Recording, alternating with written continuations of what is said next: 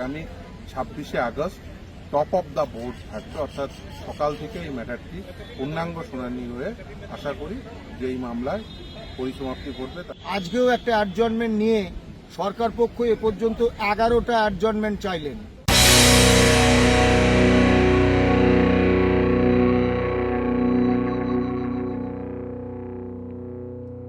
কর্মচারী আপনারা ইতিমধ্যে হয়তো জেনেই গেছেন যে আজকে মামলাটি হয়নি। মাননীয় কপিল সিব্বল মহাশয় অন্য একটি এজলাসে ব্যস্ত থাকার কারণেই মামলাটি আগামী 26শে আগস্ট সকাল থেকে তার পূর্ণাঙ্গ শুনানি হবে।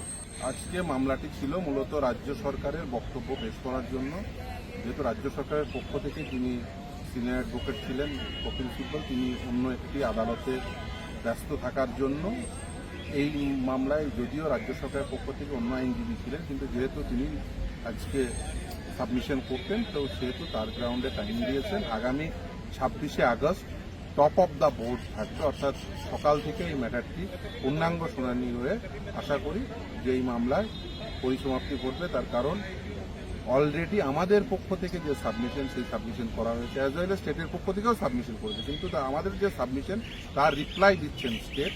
খুব স্বাভাবিকভাবেই স্টেটের পক্ষ থেকে যারা সিনিয়র অ্যাডভোকেট রয়েছেন তাদের সাবমিশনের সুযোগ রয়েছে।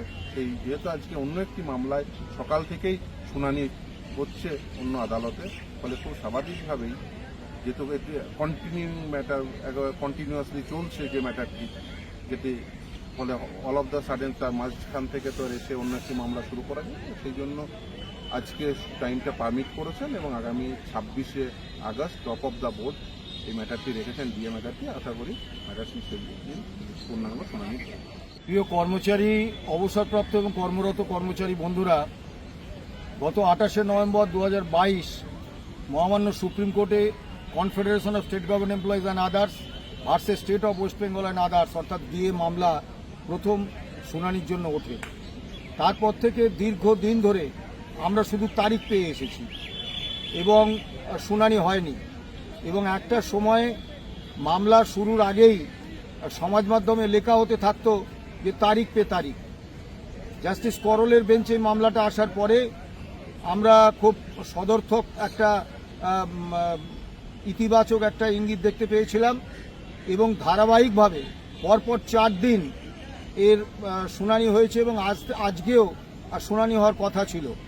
তা নিশ্চয়ই জাস্টিস করলের বেঞ্চ অত্যন্ত সদর্থক ভূমিকা নিয়েছেন এবং আইনি দিকটি শামীম ভাই বলেছে, কিন্তু বিষয় হচ্ছে আজকেও একটা অ্যাডজর্নমেন্ট নিয়ে সরকার পক্ষ এ পর্যন্ত 11টা অ্যাডজর্নমেন্ট চাইলেন। অর্থাৎ আজকে কপিল সিব্বলজি অন্য আদালতে অত্যন্ত জরুরি মামলায় ব্যস্ত থাকার কারণে আসতে পারেননি, এটা মেনে নিয়েও বলতে হচ্ছে এর আগে সরকার কিন্তু 11 বার অ্যাডজর্নমেন্ট চেয়েছেন।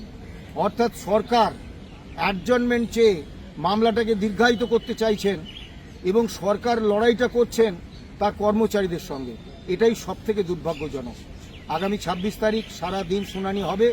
আমরা আশা রাখতেই পারি যে আগামী 26 তারিখে সরকার পক্ষে সাবমিশন শেষ হবে এবং এই মামলার শুনানি শেষ হবে।